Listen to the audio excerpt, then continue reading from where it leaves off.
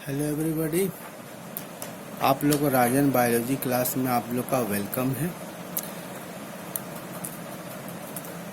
चलिए आज हम लोग क्लास 11 के एनिमल किंगडम के एक फाइलम है जिसका नाम है प्लैटीहेल्मिन्थस के बारे में जानेंगे। इस फाइलम के स्टार्ट करने से पहले एक बात जानिए, ये एक ऐसा फाइलम है जिसमें आपका पैरासाइट पाया जाता है। पैरासाइट का मतलब हिंदी में परजीवी होता है, यानी जो खाने के लिए किसी दूसरे ऑर्गेनिज्म पर निर्भर होता है, यानी दूसरे ऑर्गेनिज्म का डाइजेस्टेड फूड को जो ऑर्गेनिज्म लेता है उसे हम लोग पैरासाइट बोलते हैं। तो इसका कैरेक्टर को देखिए इसका कैरेक्टर को हम लोग जानने का प्रयास करेंगे कि आखिर क्या क्या गुण होना चाहिए ऑर्गेनिज्म में जिससे उसको फाइलम प्लैटीहेल्मिन्थस में रखा जाएगा। देखिए सबसे पहला गुण जानिए कि इसका क्या गुण होगा। देखिए दे आर फ्री लिविंग, ये सब क्या है? फ्री लिविंग है। फ्री लिविंग माने स्वतंत्र रूप से अपने ज़िंदगी यापन करने वाला, यानी फ्री लिविंग है। दूसरे बात इसका जानिए इंडो पैरासाइट। देखिए सबसे पहला जानिए कि पैरासाइट दो प्रकार का होता है, एक होता है इक्टो पैरासाइट, दूसरा होता है Indo parasite. Indo parasite, Indo मतलब देखिए अंदर में जब किसी ऑर्गेनिज्म किसी भी के बॉडी के जब अंदर में जाता है, यानी इंटरनली जब पैरासाइट प्रेजेंट होता है तो उसे क्या बोला जाता है? Ecto parasite. मतलब क्या हो जाएगा? इंटरनली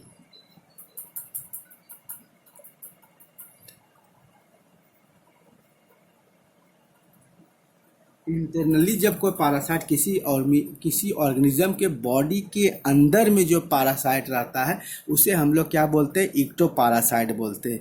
तो यहाँ पर क्लियर हो गया कि ये एनिमल आपका फ्री लिविंग के साथ साथ इंडो पैरासाइट है, मतलब अंदर से पाया जाने वाला, किसी बॉडी के अंदर में पाया जाने वाला पैरासाइट है। एक पैरासाइट आपका क्या होता है? इक्टो पैरासाइट होता है, बॉडी से बाहर पाया जाने वाला। और इसका बात जानिए कि इसका जो बॉडी है वो फ्लैटेंड है। इसका बॉडी कैसा? फ्लैटेंड है, इसीलिए इसका दूसरा नाम हम लोग फ्लैट वर्म भी बोल सकते हैं। फ्लैट वर्म चपटा टाइप का, चपटा आकार का इसका बॉडी है, इसलिए इसका दूसरा नाम क्या हो जाएगा बाबू लोग? आप लोग याद रखिएगा, फ्लैट वर्म हो जाएगा। तो यानी प्लैटीहेल्मिन्थस का दूसरा नाम आप लोग क्या बोलिएगा? Flat worm. फ्लैट वर्म इसका नाम देने की वजह क्या है? क्योंकि इसका बॉडी चपटा जैसा फ्लैटेंड है। और तीसरा पॉइंट याद रखिएगा कि body are soft and unsegmented. इसका बॉडी कैसा है? सॉफ्ट है। इसका बॉडी कैसा है? सॉफ्ट है और अनसेगमेंटेड है। देखिए सबसे पहला चीज़ देखिए, स्केलेटल सिस्टम में आपको बताया जा चुका है कि जब कोई एनिमल के बॉडी में स्केलेटल सिस्टम नहीं पाया जाता उसको सॉफ्ट एनिमल बोलते हैं। तो यहाँ पर क्लियर हो गया, जब एनिमल सॉफ्ट है तो इसके पास कोई स्केलेटल सिस्टम नहीं है, इसीलिए ये सॉफ्ट बोला गया है। दूसरा अनसेगमेंटेड मतलब खंड में बटा हुआ, ये क्या हुआ? खंड में है। खंड इसका नहीं है, अनसेगमेंटेड है। सेगमेंट माने क्या होता है? खंड। अनसेगमेंटेड माने क्या? वो बिना खंड का। इसका बॉडी सॉफ्ट है और इसका अनसेगमेंटेड है, खंड नहीं है। They R A कॉलोमेट। कॉलोमेट का मतलब बहुत बार आप लोग को बता चुके हैं कि जब एलिमेंट्री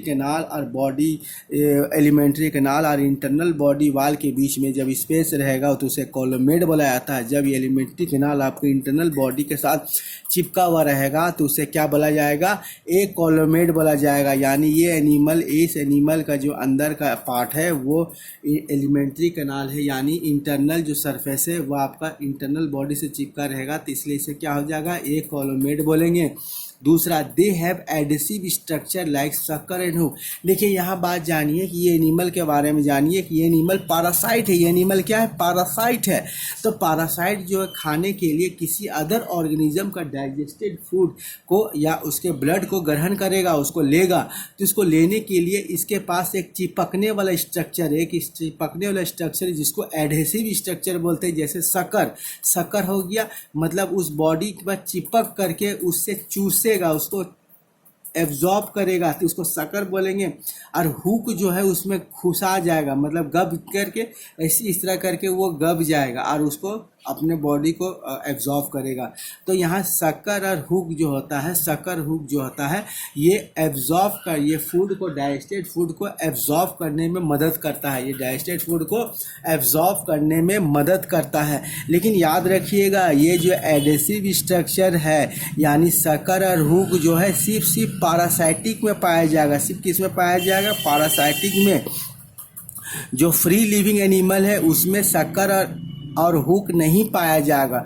जो पैरासाइट है यानी जो इंडो पैरासाइट एनिमल है इस फाइलम का, उसके पास क्या पाया जाएगा? Adhesive structure. Adhesive structure means क्या होता है? ऐसा स्ट्रक्चर जो दूसरे ऑर्गेनिज्म पर चिपक जाएगा, चिपकने में मदद करेगा। मतलब इसका माउथ पास एक एडेसिव स्ट्रक्चर होता है, माउथ के पास चिपकने वाला ऑर्गन होता है, जैसे शक्कर बोलते हैं और हुक बोलते हैं, उसी पैरासाइटिक फॉर्म में पाया जाएगा। यहाँ तो क्लियर हो गया। तो यहाँ पर देखिए एक बात हो गया, जब आप समझ गए कि पैरासाइट है, तब पैरासाइट को दूसरे ऑर्गेनिज्म से डाइजेस्टिव फूड को एब्जॉर्ब करने के लिए एडेसिव स्ट्रक्चर उसको मदद करता है। और एडेसिव स्ट्रक्चर क्या है?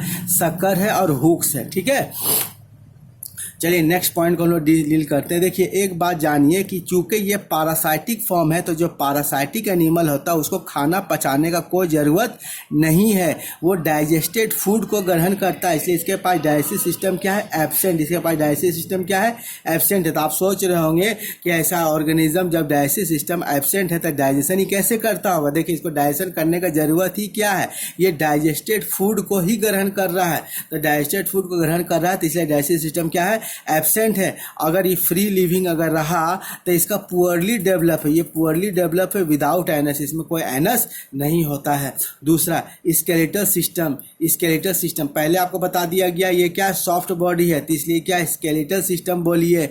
Respiratory system. रेस्पिरेटरी सिस्टम में क्या हुआ कि ऑक्सीजन को लेना और लंग्स में जाना, और लंग्स से फिर ब्लड को ऑक्सीजनेटेड करना, और ये ऑक्सीजनेटेड ब्लड फिर पूरा हार्ट पर आना और हार्ट के द्वारा पूरा बॉडी में सप्लाई होना, इसी को हम लोग क्या बोलते हैं? रेस्पिरेटरी सिस्टम बोलते हैं। और रेस्पिरेटरी सिस्टम का हिंदी में श्वसन तंत्र बोलते हैं। और आपका सर्कुलेटरी सिस्टम, हार्ट के द्वारा ब्लड को पूरा बॉडी में चलाया जाना, इसको सर्कुलेटरी सिस्टम बोलते हैं। तो यहाँ आपको याद रखना है कि इसका स्केलेटल सिस्टम, दूसरा इसका रेस्पिरेटरी सिस्टम, तीसरा सर्कुलेटरी सिस्टम इसमें एब्सेंट है। इसमें क्या है? एब्सेंट है। A special type of cell present in a flame is called flame cell. अब यहाँ पर देखिए एक इसके पास special type of cell present है, जिसको हम लोग क्या नाम दिए हैं? जिसका नाम हम लोग दिए फ्लेम सेल। जिसका नाम क्या है? फ्लेम सेल नाम है। ये फ्लेम सेल का काम क्या है? इस फ्लेम सेल का काम है ऑस्मो रेगुलेशन करना। तो इस फ्लेम सेल का काम क्या है? ऑस्मो रेगुलेशन करना। दूसरा एक्सक्रीशन करना। तो यहाँ पर देखिए आपको एक सबसे कंफ्यूजन हो रहा है कि ऑस्मो रेगुलेशन क्या होता है। देखिए अब आपके बॉडी में जो वाटर लेवल है, उस वाटर लेवल को रेगुलेट करना, उस वाटर लेवल को मेंटेन करना, उसी को क्या बुलाया जाता है? Osmo regulation. और एक्सक्रीशन में समझ रहे हैं कि आपके शरीर में जो नाइट्रोजिनस वेस्ट मटेरियल है उसको हम लोग बॉडी से बाहर निकालने को प्रोसेस को क्या बोला जाता है? एक्सक्रीशन। तो देखिए यहाँ पर आपका क्लियर हो गया कि आपके शरीर में ऑस्मो रेगुलेशन और एक्सक्रीशन के लिए एक स्पेशल टाइप ऑफ सेल है, जिसको हम लोग क्या बोलते हैं? Flame cell. तो यहाँ तो क्लियर हो गया फ्लेम सेल का काम क्या है? फ्लेम सेल का काम है ऑस्मो रेगुलेशन करना और एक्सक्रीशन करना। तो यहाँ से क्वेश्चन आप लोग का बनता है एग्जाम में आने का, what is the work of flame cell in platyhelminthes? Flame cell का वर्क क्या है? एक्सक्रीशन के लिए। या ऐसे क्वेश्चन आपको पूछ सकता है कि प्लेटीहेल्मिन्थेस के लिए एक्सक्रीशन के लिए कौन सा सेल प्रेजेंट है? तो उसका नाम क्या है? Flame cell. अब देखिए फ्लेम सेल का दूसरा नाम भी आप लोग को जानना है, इसका नाम क्या है? प्रोटोनेफ्रिडिया। देखिए फाइलम एनालिडा में एक्सक्रीशन जो है नेफ्रिडिया की मदद से होता है। क्योंकि नेफ्रिडिया के निर्माण के पहले इस सेल का निर्माण हो रहा, फ्लेम सेल का हो रहा, इसलिए इसे प्रोटोनेफ्रिडिया भी नाम दिया गया है। तो यानी एक्सक्रीशन से दो क्वेश्चन आप लोगों का बन सकता है। पहला क्वेश्चन बन सकता है कि एक्सक्रीशन के लिए क्या ऑर्गन प्रेजेंट है, तो आपका आंसर दीजिएगा प्रोटोनेफ्रीडिया, या दूसरा नाम उसका फ्लेम सेल। दूसरा आपसे पूछ सकता है कि प्रोटोनेफ्रीडिया फ्लेम सेल का दूसरा काम क्या है। देखिए इसका दूसरा काम है ऑस्मो रेगुलेशन, मतलब उसके शरीर में पानी को मेंटेन करना, वाटर लेवल को बैलेंस करना, पानी का ज़रूरत ज़्यादा है या कम है उसको रेगुलेशन करने को हम लोग क्या बोलते हैं, ऑस्मो रेगुलेशन। अब उसके बाद का जो पॉइंट का है उसके बारे में हम लोग जानेंगे कि नर्वस सिस्टम यानी सूचना तंत्रिका तंत्र, nervous system and sense organ poorly develop. देखिए इस एनिमल में नर्वस सिस्टम जो सूचना तंत्र है वो ज़्यादा विकसित नहीं है, सेंस ऑर्गन भी इसका ज़्यादा विकसित नहीं है, इसलिए ये पुअरली डेवलप्ड है, तो पुअरली डेवलप है। उसके बाद जानिए हर्मोप्रोडैट इन नेचर, आपको बार बार बताया गया है कि जब कोई ऐसा ऑर्गेनिज्म जिसमें मेल रिप्रोडक्टिव ऑर्गन के साथ साथ फीमेल रिप्रोडक्टिव ऑर्गन प्रेजेंट है उसे क्या बोला जाता है, हर्मोप्रोडैट। जब इसका कैरेक्टर में दिया गया हर्मोप्रोडैट इन नेचर, मतलब ये क्लियर हो गया कि ये ऑर्गेनिज्म के बॉडी में मेल रिप्रोडक्टिव ऑर्गन के साथ साथ फीमेल रिप्रोडक्टिव ऑर्गन है, इसलिए इसे क्या बोला गया है, हर्मोप्रोडैट इन नेचर। तो ये बात आपको क्लियर हो गया। उसके बाद देखिए फर्टिलाइजेशन, देखिए फ्यूजन ऑफ गैमिट्स को क्या बुलाया जाता है, फर्टिलाइजेशन।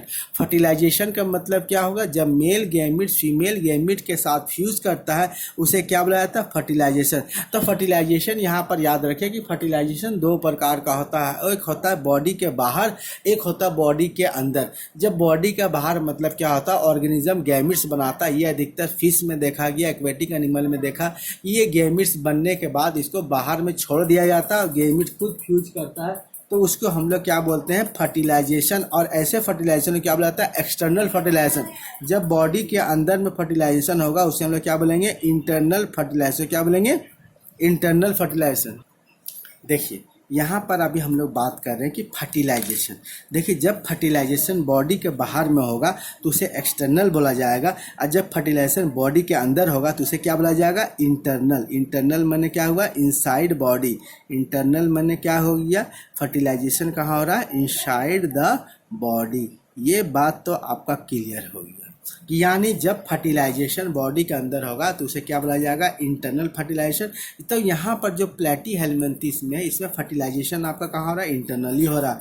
और यह देखिए एक बात आप जानिए कि याद रखिएगा कि किसी भी प्रकार का पैरासाइट हो, किसी भी प्रकार का पैरासाइट ले लीजिए, इन लोग पैरासाइट में कुछ चीज़ डेवलप रहे या ना रहे, इसका रिप्रोडक्टिव सिस्टम हाईली डेवलप होगा।